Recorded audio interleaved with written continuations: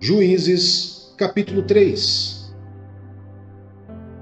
São estas as nações que o Senhor deixou para pôr à prova todos os israelitas que não tinham visto nenhuma das guerras em Canaã. Fez isso apenas para treinar na guerra os descendentes dos israelitas, pois não tinha tido experiência anterior de combate. Os 5 governantes dos filisteus, todos os cananeus, os sidônios e os heveus que haviam nos montes do Líbano, desde o monte Baal-Hermon até Lebo-amate. Essas nações foram deixadas para que por elas os israelitas fossem postos à prova, se obedeceria aos mandamentos que o Senhor dera aos seus antepassados por meio de Moisés. Os israelitas viviam entre os cananeus, os hititas, os amorreus, os fariseus, os heveus e os jebuseus. Tomaram as filhas deles em casamento e deram suas filhas aos filhos deles, e prestaram culto aos deuses deles. Otoniel. Os israelitas fizeram o que o Senhor reprova, pois esqueceram-se do Senhor, o seu Deus, e prestaram culto aos Balaíns e a Aserá. Acendeu-se a ira do Senhor, de tal forma contra Israel, que ele os entregou nas mãos de Cuxã-Risataim, rei da Mesopotâmia, porque os israelitas foram subjugados durante 8 anos. Mas quando clamaram ao Senhor, ele lhes levantou um libertador, Otoniel, filho de Kenaz, o irmão mais novo de Caleb, que os libertou. O Espírito do Senhor veio sobre ele, de modo que liderou Israel e foi à guerra. O Senhor entregou Cuxã-Risataim, rei da Mesopotâmia, nas mãos de Otoniel, que prevaleceu contra ele. E a terra teve paz durante 40 anos, até a morte de Otoniel, filho de Kenaz. Eude. Mais uma vez os israelitas fizeram o que o Senhor reprova, e por isso o Senhor deu a Eglon, rei de Moabe, poder sobre Israel, conseguindo uma aliança com os amonitas e com os amalequitas. Eglon veio e derrotou Israel e conquistou a cidade das palmeiras. Os israelitas ficaram sob o domínio de Eglon, rei de Moabe, durante 18 anos. Novamente os israelitas clamaram ao Senhor, que lhes deu um libertador chamado Eude, homem canhoto, filho do benjamita Gera. Os israelitas o enviaram com pagamento de tributos a Eglon, rei de Moabe. Eude havia feito uma espada de 2 gumes, de 45 centímetros de comprimento, e a tinha amarrado na coxa direita, debaixo da roupa. Ele entregou o tributo a Eglon, rei de Moabe, homem muito gordo. Em seguida, Eude mandou embora os carregadores. Junto aos ídolos que estão perto de Gilgal, ele voltou e disse: "Tenho uma mensagem secreta para ti, ó rei." O rei respondeu: "Calado." E todos os seus auxiliares saíram de sua presença. Eude aproximou-se do rei, que estava sentado sozinho na sala superior do palácio de verão, e repetiu: "Tenho uma mensagem de Deus para ti." Quando o rei se levantou do trono, Eude estendeu a mão esquerda, apanhou a espada de sua coxa direita e cravou-a na barriga do rei. Até o cabo penetrou com a lâmina, e como não tirou a espada, a gordura se fechou sobre ela. Então Eude saiu para o pórtico, depois de fechar e trancar as portas da sala atrás de si. Depois que ele saiu, vieram os servos e encontraram trancadas as portas da sala superior e disseram: "Ele deve estar fazendo suas necessidades em seu cômodo privativo." Cansaram-se de esperar, e como ele não abria a porta da sala, pegaram a chave e a abriram. E lá estava o seu senhor, caído no chão morto. Enquanto esperavam, Eude escapou, passou pelos ídolos e fugiu pela Seirá. Quando chegou, tocou a trombeta nos montes de Efraim, e os israelitas desceram dos montes com ele à sua frente. "Sigam-me", ordenou, "pois o Senhor entregou Moabe, o inimigo de vocês, em suas mãos." Eles o seguiram, tomaram posse do lugar de passagem do Jordão que levava a Moabe, e não deixaram ninguém atravessar o rio. Naquela ocasião, mataram cerca de 10.000 moabitas, todos eles fortes e vigorosos. Nenhum só homem escapou. Naquele dia, Moabe foi subjugado por Israel, e a terra teve paz durante 80 anos. Sangar. Depois de Eude, veio Sangar, filho de Anate, e matou 600 filisteus com uma aguilhada de bois. Ele também libertou Israel.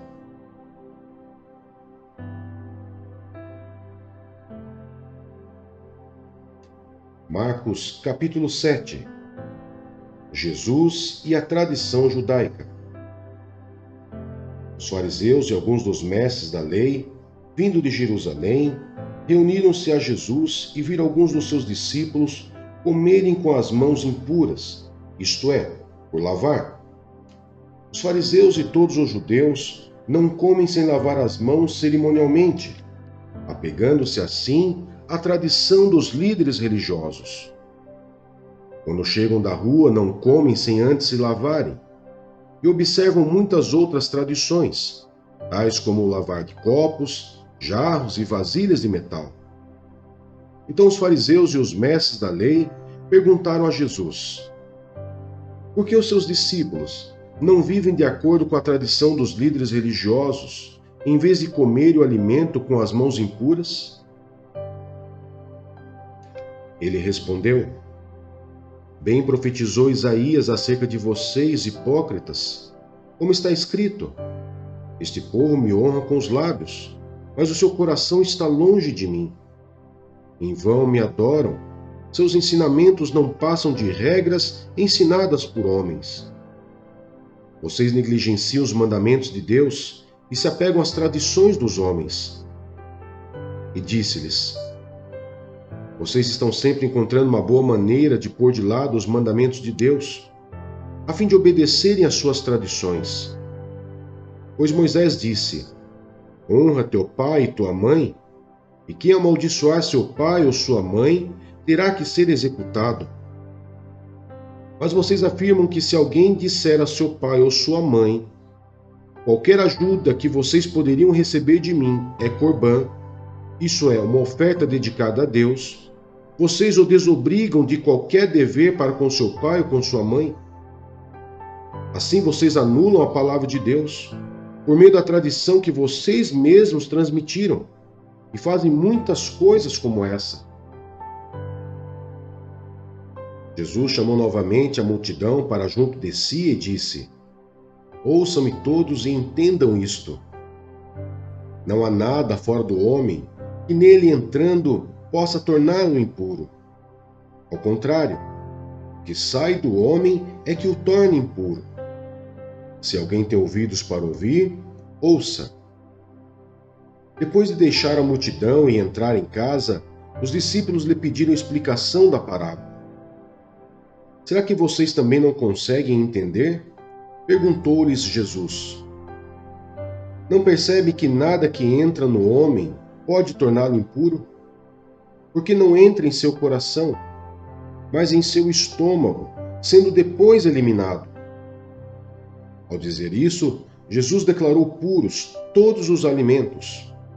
E continuou: o que sai do homem é que o torna impuro, pois do interior do coração dos homens vêm os maus pensamentos, as imoralidades sexuais, os roubos, os homicídios, os adultérios, as cobiças, as maldades, o engano, a devassidão, a inveja, a calúnia, a arrogância e a insensatez. Todos esses males vêm de dentro e tornam o homem impuro. Uma mulher sírio-fenícia demonstra fé. Jesus saiu daquele lugar e foi para os arredores de Tiro e de Sidom. Entrou numa casa e não queria que ninguém o soubesse. Contudo, não conseguiu manter em segredo a sua presença. De fato, logo que ouvi falar dele, certa mulher, cuja filha estava com o espírito imundo, veio e lançou-se aos seus pés. A mulher era grega, sírio-fenícia de origem, e rogava a Jesus que expulsasse de sua filha o demônio. Ele lhe disse: deixe que primeiro os filhos comam até se fartar, pois não é correto tirar o pão dos filhos e lançá-lo aos cachorrinhos. Ela respondeu: sim, Senhor, mas até os cachorrinhos, debaixo da mesa, comem das migalhas das crianças. Então ele lhe disse: por causa desta resposta, você pode ir. O demônio já saiu da sua filha. Ela foi para casa e encontrou sua filha deitada na cama, e o demônio já a deixara. A cura de um surdo e gago. A seguir, Jesus saiu dos arredores de Tiro e atravessou Sidom, até o mar da Galileia e a região de Decápolis. Ali, algumas pessoas lhe trouxeram um homem que era surdo e mal podia falar, suplicando que lhe impusesse as mãos. Depois de levá-lo à parte, longe da multidão, Jesus colocou os dedos nos ouvidos dele. Em seguida, cuspiu e tocou na língua do homem. Então voltou os olhos para o céu e, com um profundo suspiro, disse-lhe: Éfata, que significa: abra-se. Com isso, os ouvidos do homem se abriram, sua língua ficou livre e ele começou a falar corretamente. Jesus ordenou-lhes que não o contassem a ninguém. Contudo, quanto mais ele os proibia, mais eles falavam.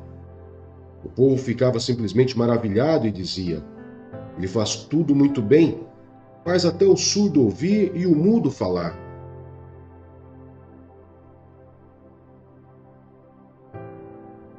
Jeremias, capítulo 20. Jeremias e Pazur. Quando o sacerdote Pazur, filho de Imer, o mais alto oficial do templo do Senhor, ouviu Jeremias profetizando essas coisas, mandou espancar o profeta e prendê-lo no tronco que havia junto à porta superior de Benjamim, no templo do Senhor. Na manhã seguinte, quando Pazur mandou soltá-lo do tronco, Jeremias lhe disse: o Senhor já não o chama Pazur, e sim Magor-Missabib. Pois assim diz o Senhor: farei de você um terror para si mesmo e para todos os seus amigos. Você verá com os próprios olhos quando eles forem mortos à espada dos seus inimigos. Entregarei todo o povo de Judá nas mãos do rei da Babilônia, e os levará para a Babilônia e os matará à espada. E eu entregarei nas mãos dos seus inimigos toda a riqueza dessa cidade, toda a sua produção, todos os seus bens de valor e todos os tesouros dos reis de Judá. Levarão tudo como despojo para a Babilônia. E você, Pazur, e todos os que vivem em sua casa irão para o exílio, para a Babilônia. Lá vocês morrerão e serão sepultados, você e todos os seus amigos a quem você tem profetizado mentiras. A queixa de Jeremias. Senhor, tu me enganaste e eu fui enganado. Foste mais forte do que eu e prevaleceste. Sou ridicularizado o dia inteiro. Todos zombam de mim. Sempre que falo, é para gritar que há violência e destruição. Por isso, a palavra do Senhor trouxe-me insulto e censura o tempo todo. Mas, se eu digo, não o mencionarei, nem mais falarei em seu nome, é como se um fogo ardesse em meu coração, um fogo dentro de mim. Estou exausto tentando contê-lo, já não posso mais. Ouço muitos comentando: terror por todos os lados, denuncie-no, vamos denunciá-lo. Todos os meus amigos estão esperando que eu tropece e dizem: talvez ele se deixe enganar, então nós o venceremos e nos vingaremos dele. Mas o Senhor está comigo, como um forte guerreiro. Portanto, aqueles que me perseguem tropeçarão e não prevalecerão. O seu fracasso lhes trará completa vergonha. A sua desonra jamais será esquecida. Ó Senhor dos exércitos, tu que examinas o justo e vês o coração e a mente, deixa-me ver a tua vingança sobre eles, pois a ti expus a minha causa. Cantem ao Senhor, louvem o Senhor, porque ele salva o pobre das mãos dos ímpios. Maldito seja o dia em que eu nasci. Jamais seja abençoado o dia em que minha mãe me deu à luz.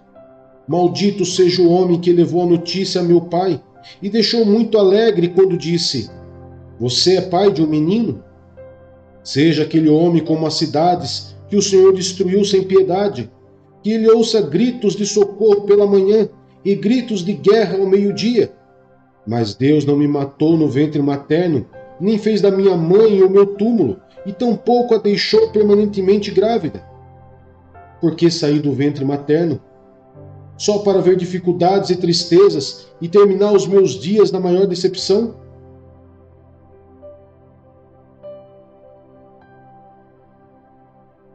Atos dos Apóstolos, capítulo 9. Enquanto isso, Saulo ainda respirava ameaças de morte contra os discípulos do Senhor. Dirigindo-se ao sumo sacerdote, pediu-lhe cartas para as sinagogas de Damasco, de maneira que, caso encontrasse ali homens ou mulheres que pertencessem ao caminho, pudesse levá-los presos para Jerusalém. Em sua viagem, enquanto se aproximava de Damasco, de repente brilhou ao seu redor uma luz vinda do céu. Ele caiu por terra e ouviu uma voz que lhe dizia: Saulo, Saulo, por que você me persegue? Saulo perguntou: Quem és tu, Senhor? Ele respondeu: Eu sou Jesus a quem você persegue. Levante-se e entre na cidade. Alguém lhe dirá o que você deve fazer. Os homens que viajavam com Saulo pararam emudecidos. Ouviam a voz, mas não viam ninguém. Saulo levantou-se do chão e abriu os olhos. Não conseguia ver nada. Os homens o levaram pela mão até Damasco. Por 3 dias ele esteve cego. Não comeu nem bebeu. Em Damasco havia um discípulo chamado Ananias. O Senhor chamou numa visão. Ananias, eis-me aqui, Senhor, respondeu ele. O Senhor lhe disse: Vá à casa de Judas, na rua chamada Direita, e pergunte por um homem de Tarso chamado Saulo. Ele está orando. Numa visão viu um homem chamado Ananias chegar e impor-lhe as mãos para que voltasse a ver. Respondeu Ananias: Senhor, tenho ouvido muita coisa a respeito desse homem e de todo o mal que ele tem feito aos teus santos em Jerusalém. Ele chegou aqui com a autorização do chefe dos sacerdotes para prender todos os que invocam o teu nome. Mas o Senhor disse a Ananias: Vá, este homem é meu instrumento escolhido para levar o meu nome perante os gentios e seus reis, e perante o povo de Israel. Mostrarei a ele o quanto deve sofrer pelo meu nome. Então Ananias foi, entrou na casa, pôs as mãos sobre Saulo e disse: Irmão Saulo, o Senhor Jesus que lhe apareceu no caminho, por onde você vinha, enviou-me para que você volte a ver e seja cheio do Espírito Santo. Imediatamente, algo como escamas caiu dos olhos de Saulo e ele passou a ver novamente. Levantando-se, foi batizado e, depois de comer, recuperou as forças. Saulo em Damasco e em Jerusalém. Saulo passou vários dias com os discípulos em Damasco. Logo começou a pregar nas sinagogas que Jesus é o Filho de Deus. Todos os que o ouviam ficavam perplexos e perguntavam: Não é ele o homem que procurava destruir em Jerusalém aqueles que invocam este nome? E não veio para cá justamente para levá-los presos ao chefe dos sacerdotes? Todavia, Saulo se fortalecia cada vez mais e confundia os judeus que viviam em Damasco, demonstrando que Jesus é o Cristo. Decorridos muitos dias, os judeus decidiram de comum acordo matá-lo, mas Saulo ficou sabendo do plano deles.